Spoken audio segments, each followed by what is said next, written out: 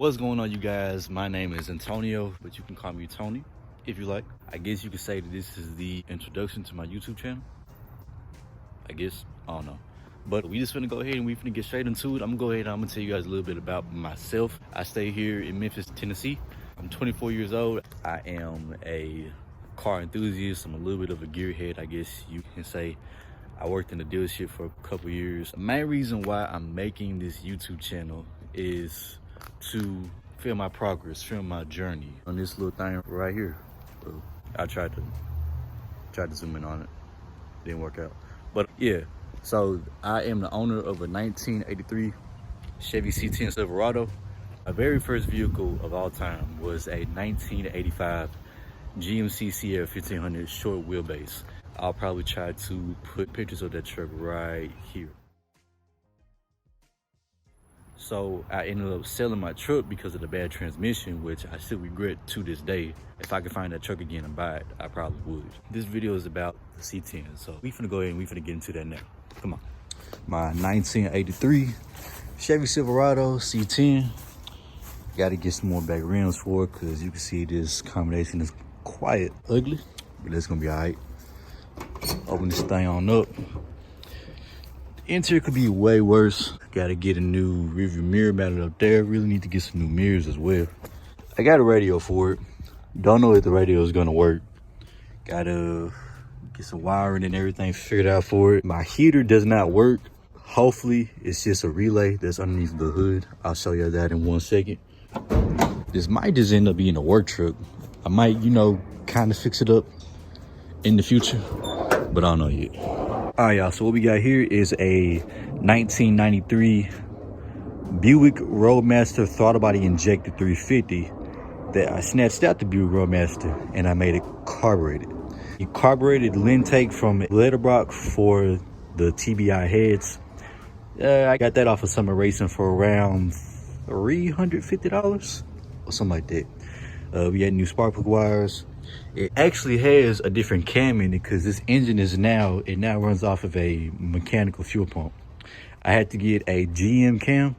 I might try to put a picture of that cam in right about here. I would start up right now, but unfortunately, it's out of gas. I know.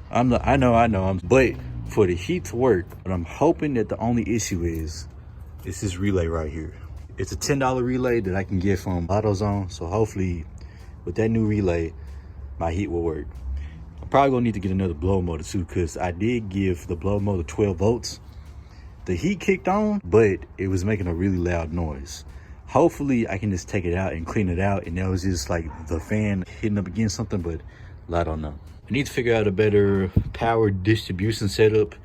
I did all this like back in 2017. Basically all of the wires are literally running straight to the battery. I know that's not a good setup, but yeah. It can run lacy when the springtime comes next year. I got a new condenser in it. This is off of the 93 Buick Roadmaster. And this is a 1983 AC condenser replacement. As you can see, everything screws up and bolts to it fine. I know I'm gonna have to get a new accumulator set up. Probably gonna replace the evaporator core too. But of course, I'm not gonna worry about that right now, because it's here in Memphis. It's now getting in the 40s slowly. One of the main issues that I'm having right now is the truck. It starts up fine, it idles fine, but you get a smell of fuel. You get a rich smell of fuel. It doesn't happen all the time, but it happens a lot of times. And also another thing too, when you give it gas and when you drive it at full throttle, it has a lack of power.